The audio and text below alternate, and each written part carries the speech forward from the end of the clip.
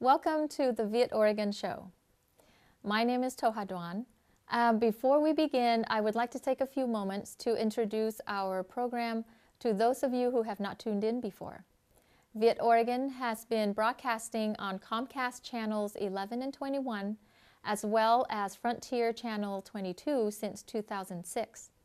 The goal and charter of the show is to help maintain the culture and history of Vietnam for the younger generation of Vietnamese, as well as to introduce our history to those outside of our culture. Occasionally, we do extend our goal to cover current and past events that touch our community. Our shows are done both in Vietnamese and English, depending on the topic. Before we start, I would like to say a few words in Vietnamese. Kính thưa quý vị, chương trình Tết tối hôm nay sẽ được thực hiện bằng Anh ngữ. Mục đích của nhóm chủ trương không những chỉ để bảo tồn văn hóa và nghệ thuật Việt Nam trong phạm vi cộng đồng người Việt, nhưng chúng tôi cũng muốn quảng bá đến người Hoa Kỳ và các sắc tộc khác. Vì lý do này mà nhiều chương trình của chúng tôi sẽ được thực hiện bằng Anh ngữ. Cảm ơn quý vị đã theo dõi. Tết or Lunar New Year celebration is one of the biggest events in Vietnamese culture, if not the biggest event. The celebration can last for days. This year, we say goodbye to the dragon and welcome in the snake. Tết festivities include many wonderful cultural customs, such as giving lucky money to the youngsters, which is known as lì xì, or exchanging good fortune greetings to one another. But the most wonderful part is the traditional culinary dishes of Tết, the most symbolic being Banh Chung, which is the square rice cake wrapped in banana leaves. The history of Banh Chung goes back several thousand years. According to legend, the Emperor Hùng Vương VI had many sons. One day, as the end of the year approached, he gathered all the princes and told them that whoever would bring him the most unusual and the most special food would be made the new emperor. Almost immediately, the princes set out to search for the special food that would please the emperor. Some went out to sea to catch rare sea creatures. Others went hunting deep in the jungle for the most unusual ingredients. The youngest prince, named TET was a gentle and simple man. His mother had died when he was young, so he didn't have anyone to advise him on how to go about finding the special food to please the emperor. He was quite worried about it. One night, a god from the jade heaven came to him in a dream and told him that he should make cakes out of rice, which was the main food source for the people. One should be round to symbolize heaven. One should be square to symbolize earth. He should also wrap them in banana leaves and put filling inside to represent the gifts of birth and nurturing that parents give to their children. The prince did as he was told, choosing the best rice and ingredients to make the cakes. His entire family set out to harvest the rice. TET himself ground the glutinous rice grains into a fine flour. His wife mixed it with water to make a soft paste. Now his children helped by building fires and wrapping the cakes in banana leaves. When it came time to present their offerings to the emperor, all the princes displayed their wonderful assortment of dishes made from the rare exotic ingredients. They laughed at the simplicity of Prince TET offerings. When TET presented the cakes to the emperor and explained the meaning behind them, the emperor was so moved by the symbolism and meaning behind the cakes that he gave TET the throne. Tonight, I would like to invite everyone to the Our Lady of Lavang Parish to watch how Banh Chung is made in the same spirit of family and community that Prince TET employed thousands of years ago. Greetings from the kitchen and cafeteria of the Our Lady of Lavang Parish a Vietnamese Catholic church in Northeast Portland, Oregon. Every year, the parish organizes the making and selling of Banh Chung, which is the traditional steamed rice cake made especially for Lunar New Year, and they do this to raise funds for parish needs. With me here is Mr. Ryan Nguyen, who heads up the committee for this whole endeavor. Ryan, thank you for letting Viet Oregon Cable TV come here to document this very involved and very interesting process for our audience to enjoy. First of all, let me ask you, how long does this process take and when does it start? A month and a half before TET, we have a kickoff meeting, which is we assign the role and responsibilities, who's going to take care of finance, who's going to lead the production, etc. And about 3 weeks before TET, we start the Banh Chung production. Wow, so within that limited time frame, how many Banh Chung can you produce? Estimately, we produce about 2,500 Banh Chung total. Wow, 2,500. So as for resources, how many people are involved in this effort altogether? It's a community project, as a matter of fact. So we have about 60 to 70 people involved in this project. Okay, 60 to 70, and it's a community, so from the top down, I presume? Yes, started from Pastor Chadat. Yes, this is Pastor Dat Pham. He is head of this whole parish here, and he is also helping, as you can see, with apron and gloves on. And you'll see him in action a little bit later. So now, Ryan, can you take us through the tour of this whole process? Because I see, like you said, a lot of people involved. So can you conduct a little tour for us? Okay. So first of all, this is the station that we need to cut the banana leaves, okay, into correctly measurement, like 6 inches. That's specific. Yeah. Okay.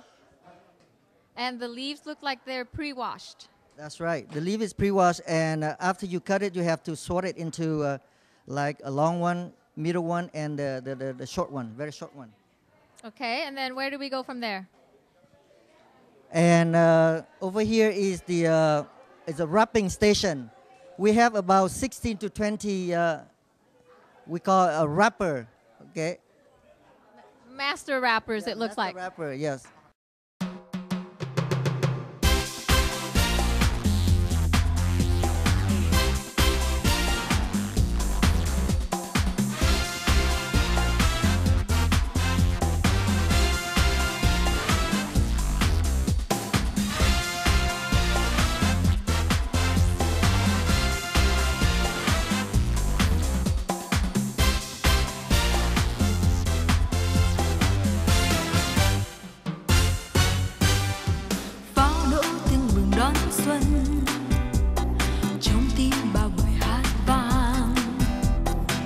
Giao thừa sang chào đón muôn nhà, mong cho sang năm được bình an. Chưa chúc ông bà lão niên, kính chúc ba mẹ phước an.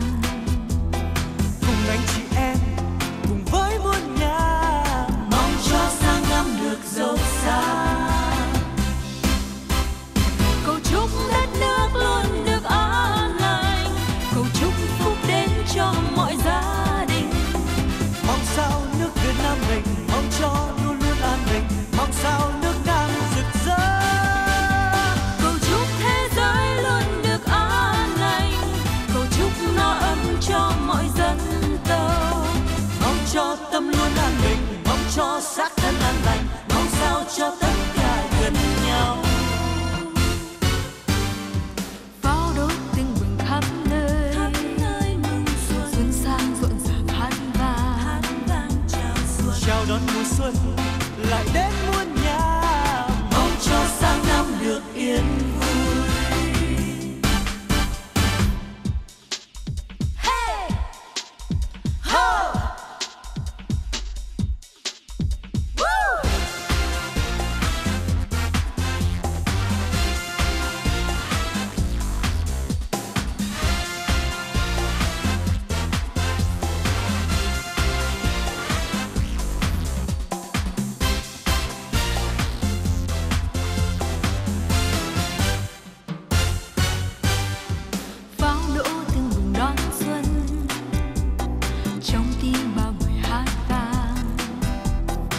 trời giao thừa sang chào đón muôn nhà, mong cho sang năm được bình an. Chúc ông bà lão niên, Chúc ông bà lão niên, chúc bà mẹ phước an. cùng anh chị em và với muôn người, mong cho sang năm được giàu sang. Cầu chúc đất nước luôn được an lành, cầu chúc phúc đến cho mọi gia đình. Mong sao nước Việt Nam mình, mong cho luôn luôn an bình, mong sao cho nước Nam rực rỡ. Cầu chúc thế giới luôn được an lành, cầu chúc no ấm cho mọi dân tộc. Mong cho tâm luôn an bình, mong cho xác thân an lành, mong sao cho tất cả gần nhau.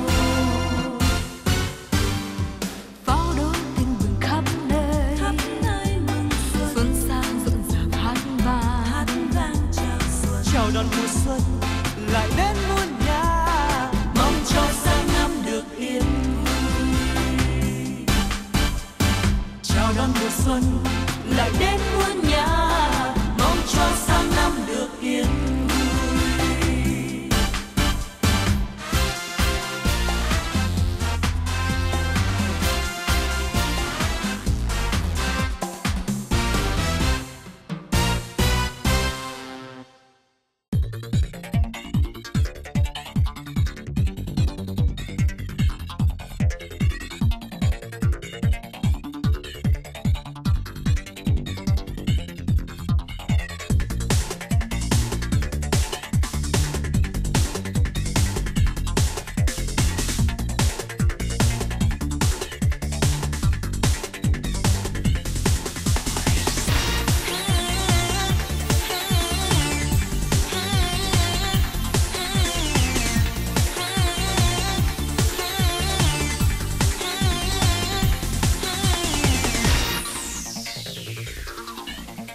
Xuân đã đến rồi, gieo rắc ngàn hồn hoa xuống đời.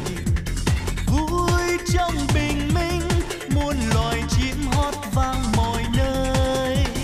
Đêm trong tiếng cười cho kiếp người tình thương đắm đuối. Ánh xuân đem vui với đời. Kia trong vạt nắng mạch xuân tràn dâng, khóm hoa nhẹ rung, môi cười khen thầm cùng bao muôn giá. Bướm say duyên lành, thắm tô trời xanh. Bầy chim tung cánh hót vui đón mừng mùa nắng tươi lan. Ta nghe gió về đang thiết tha như muôn tiếng đàn. Xuân dâng niềm vui cho ngày xanh không quên lời than. Sầu thương xóa mờ, tình yêu đời càng thêm chan chứa. Khát khao xuân tươi thái hòa, cùng đón Chúa xuân đang giáng xuống trần. Thế gian lắng nghe tình xuân nồng, kín hoa hết phai đời hương phấn. Nào ai hững hờ, xuân vẫn ngóng chờ. Tới đây nắm tay cùng ca múa, hát lên đón xuân của tuổi thơ.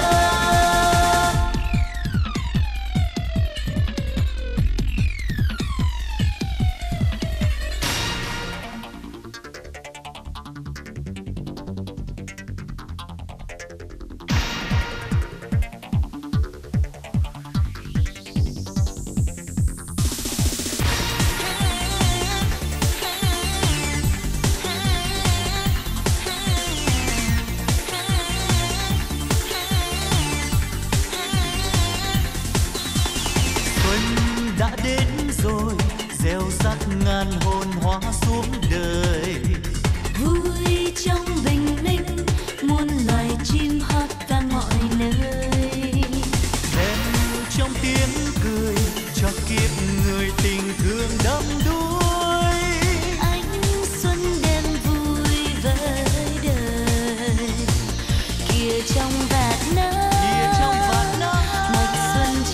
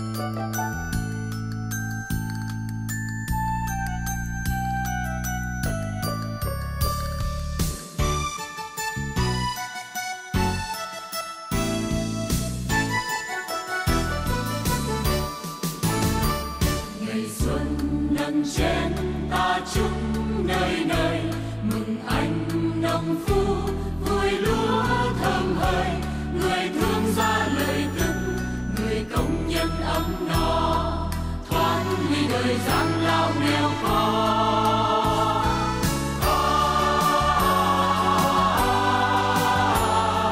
Nhâm chén đầy vơi chúc người người vui.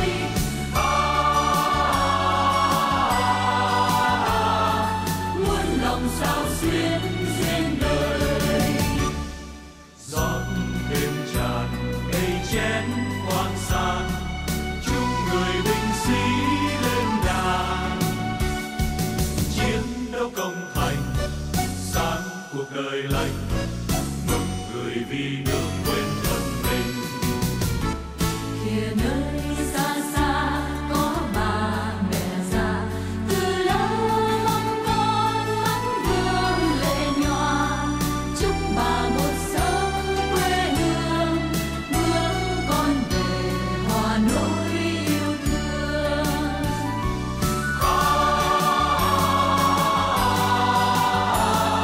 Hát khúc hoan ca thắm tươi đời lính.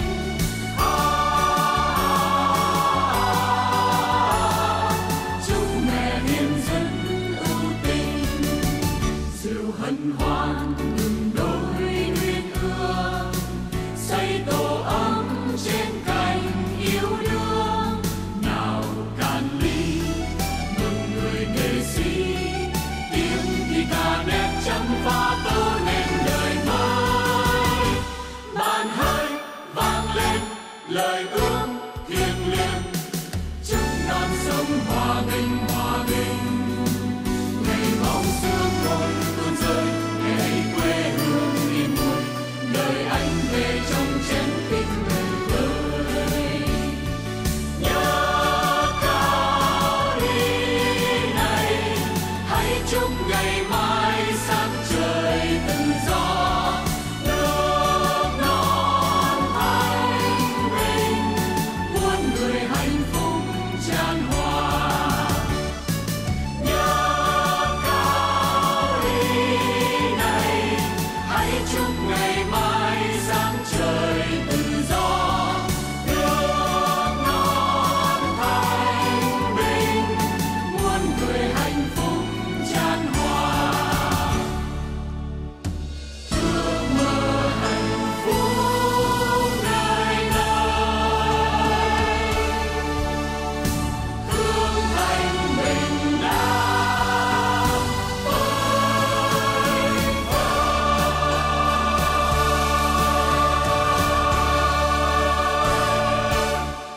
Wow, that is a very big pot. Can you tell me more about it? We use a very special pot, which is, the shape is about the square shape. Each one of them can hold about 128 Banh Chung. As you can see, we stack them up like this.